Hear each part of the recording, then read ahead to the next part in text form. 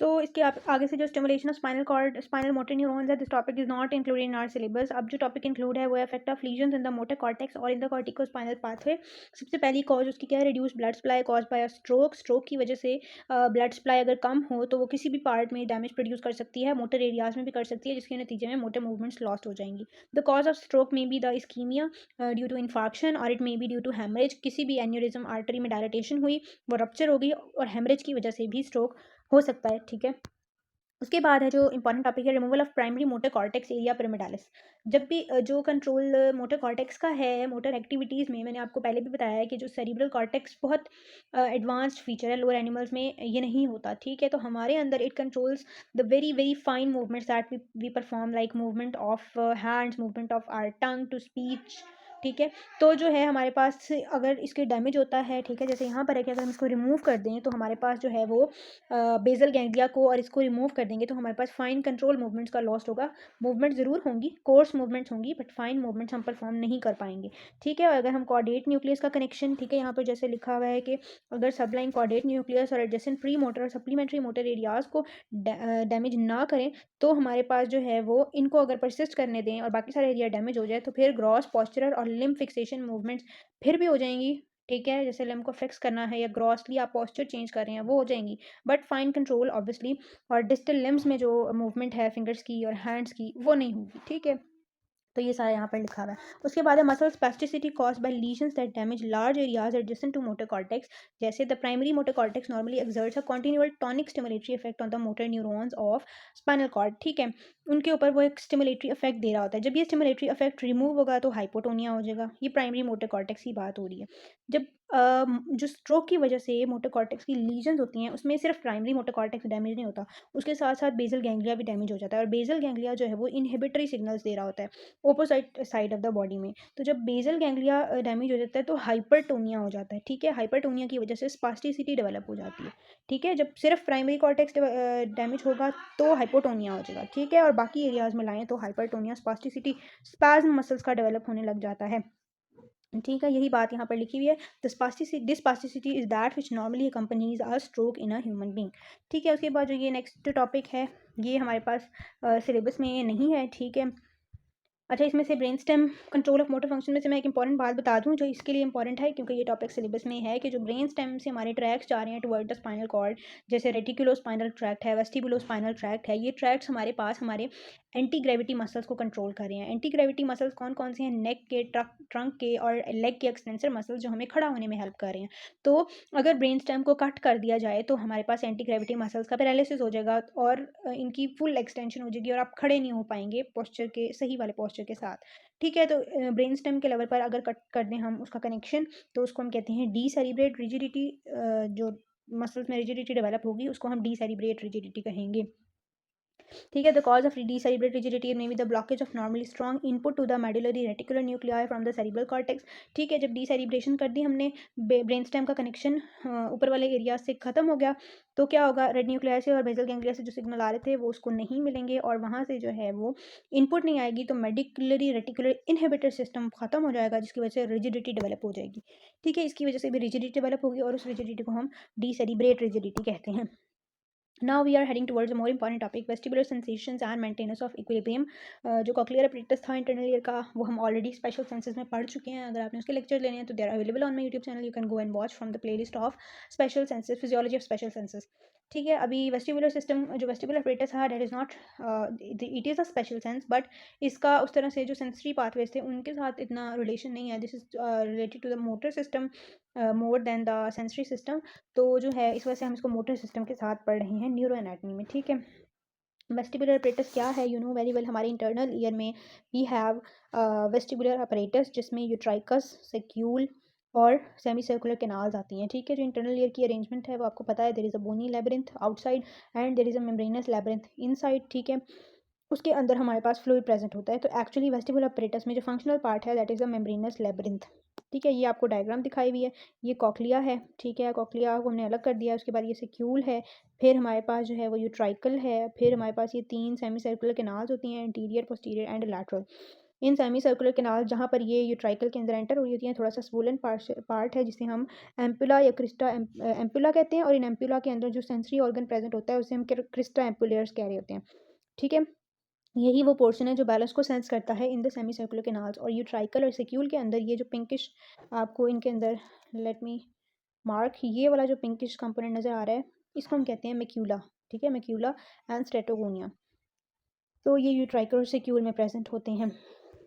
उसके बाद अब हम आ जाते हैं इनके इंटरनल स्ट्रक्चर पर। तो ये क्रिस्टा एम्पुलर्स और मैक्यूला का इंटरनल स्ट्रक्चर बताया हुआ है, वो बिल्कुल सेम है जैसे हमने कॉक्लिया में पढ़ा था। हेयर सेल्स होंगे, उनके ऊपर एक मेम्ब्रेन ने कवर किया हुआ है। ठीक है, जो हमारे पास क्रिस्टा एम्पुलर्स हैं वहाँ पर वो जो मेम्ब्रेन होती है उसको हम कॉप्यूला कहते हैं, और it is not actually a membrane, it is gelatinous mass, तो उसको हम कॉप्यूला कहते हैं।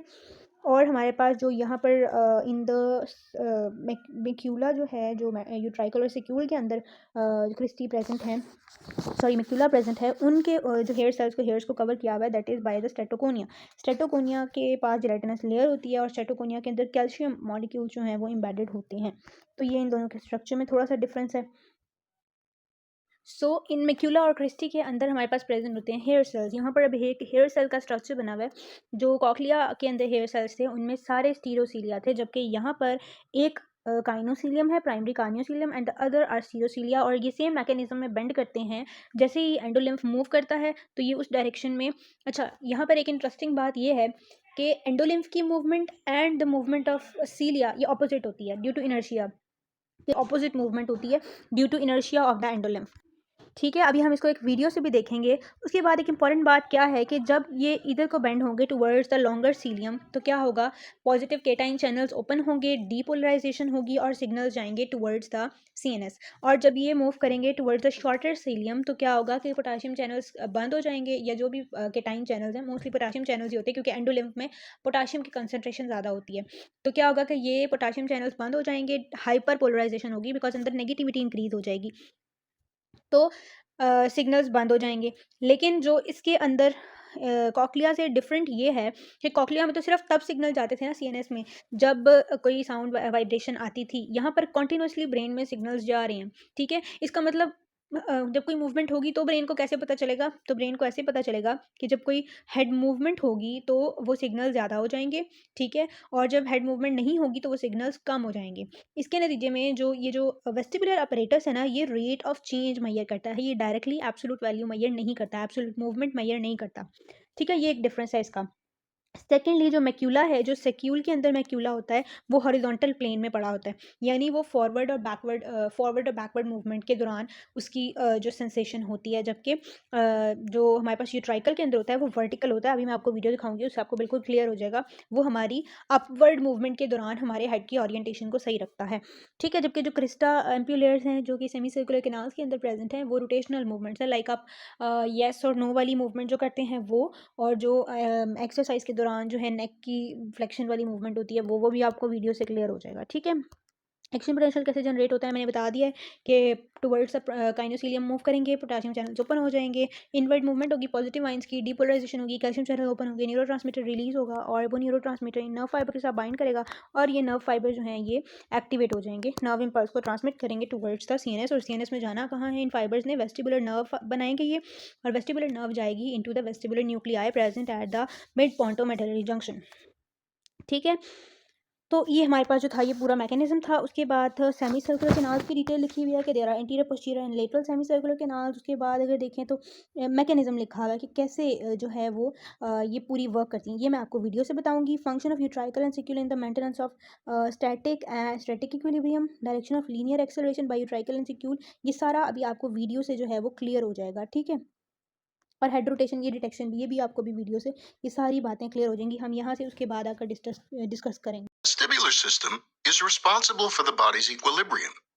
It maintains balance and provides awareness of the body's spatial orientation.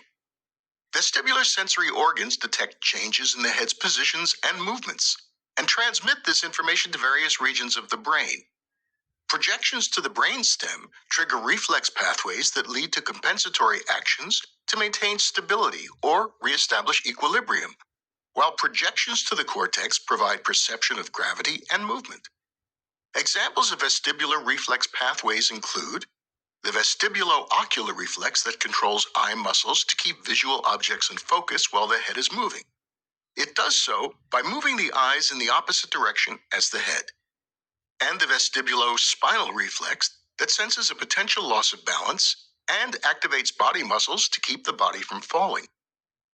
The sensory part of the vestibular system is located in the inner ear on each side of the body. It consists of 3 semicircular canals that sense rotational movements, such as when the head is turning, and 2 otolithic organs that sense head positions, as well as straight line motions, such as when riding in a car or elevator. The 3 semicircular canals, or ducts, are oriented approximately at a right angle to each other, each corresponding roughly to one of the 3 planes of motion, turning left and right, nodding up and down, and tilting to a side. They contain a fluid called endolymph. Each canal has an enlargement at one end called an ampulla. Within the ampulla, there are hair cells embedded in a gel-like structure named cupula. When the head turns, the ducts that are located on the same plane of motion rotate, but the fluid lags behind because of inertia. This causes the fluid to briefly move in the opposite direction as the head, and either push or pull on the cupula, bending the cilia on the hair cells and thus activating them to send nerve impulses to the brain. The direction of the bend determines if the signals generated are excitatory or inhibitory. Because the 2 sides of the head are mirror images, a head turn generates excitatory signals on one side and inhibitory signals on the other. The 2 otolithic organs are 2 patches of hair cells oriented nearly perpendicular to each other, the saccule being vertical and the utricle being horizontal. The cilia of these cells are embedded in a gel-like layer sprinkled with calcium carbonate crystals called otoconia, commonly known as ear rocks. The crystals add weight to the layer, pulling it down with gravity. When the head is in upright position, the gelatinous layer bears down evenly on the cells of the utricle. The cilia remain straight and no signals are generated. On the vertical saccule, however, the heavy gel is pulled down by gravity at one end, bending the cilia, generating nerve impulses. The reverse is true when the head is horizontal. Other head positions are determined by a combination of signals coming from both organs. Vestibular sensory organs detect not the motion itself, but changes in the rate of motion, specifically acceleration or deceleration. For example, when a person is sitting in a car that starts to move, the heavy gel-like layer of the utricle lags behind at first, bending the cilia back, activating the hair cells. The more sudden the car starts, the greater the stimulation. Once the car is in stable motion, the gel catches up with the rest of the tissue and no activation results. Similar events occur in the saccule during an elevator ride, up or down. अच्छा, तो जी इसमें क्या बताया गया है, predictive function of semi circular dot system in maintenance of equilibrium. In 2-3 paragraphs में ये बताया गया है कि चूंकि अगर आपने वीडियो देख लिया तो आपको पता चल गया होगा सेमी सर्कुलर कैनाल्स कैसे जो है वो वर्क करती हैं। तो जब हम गिरने लगते हैं फॉरवर्ड, बैकवर्ड या लैटरली, तो जो सेमी सर्कुलर कैनाल्स हैं वो डिटेक्ट करती हैं कि हमारा पोस्चर सही नहीं है, वो सिग्नल्स भेजेंगी, ब्रेन को बताएंगी कि हम फॉल करने वाले हैं। ठीक है, तो ब्रेन अपने इक्विलिब्रियम सेंटर्स को जो है वो सिग्नल भेजेगा, सेरिबेलम को सिग्नल भेजेगा कि ये वाले मसल्स की कॉन्ट्रैक्शन करवाएं ताकि हम अपना पोस्चर जो है वो मेंटेन कर सकें। तो ये है सेमी सर्कुलर कैनाल्स का प्रेडिक्टिव फंक्शन। ठीक है, और इसमें सेरिबेलम का फ्लोकोनोडुलर लोब जो है वो हमारा इन्वॉल्व होता है। ठीक है, उसके बाद है vestibular mechanism for stabilising the eye. जैसे वीडियो में भी आपने देखा है कि वेस्टिबुलर ऑक्यूलर रिफ्लेक्स होता है, जैसे हम आइज को गेज को स्टेबल करते हैं ड्यूरिंग चेंजिंग हेड मूवमेंट। ठीक है, उसके बाद है other factors concern with equilibrium. उसमें नेक प्रोप्रियोसेप्टर्स हैं, जो नेक के जॉइंट्स के अंदर जो प्रोप्रियोसेप्शन वाले रिसेप्टर्स लगे हुए हैं, they are very important. That's not included in our syllabus, so that's why I am not going into detail of these things. ठीक है, if we will look at this portion, तो इसमें क्या है कि proprioceptive and exteroceptive information from other parts of the body, obviously sensory sensation cerebellum तक और brain के अदर पार्ट्स तक पूरी बॉडी से आ रही है। तो ब्रेन वेस्टिबुलर अपरेटस से मिलने वाले सिग्नल्स का और इन सारे सिग्नल्स को इंटीग्रेट करता है और according to the situation movement initiate करता है। ठीक है, so that's about this chapter. इस चैप्टर में जो बेसिकली वीडियो से आपने अच्छी तरह से समझ लेना है क्या मैकेनिज्म है, बहुत अच्छा समझाया गया है। ठीक है, that's all, thank you so much for watching. अल्लाह हाफिज़।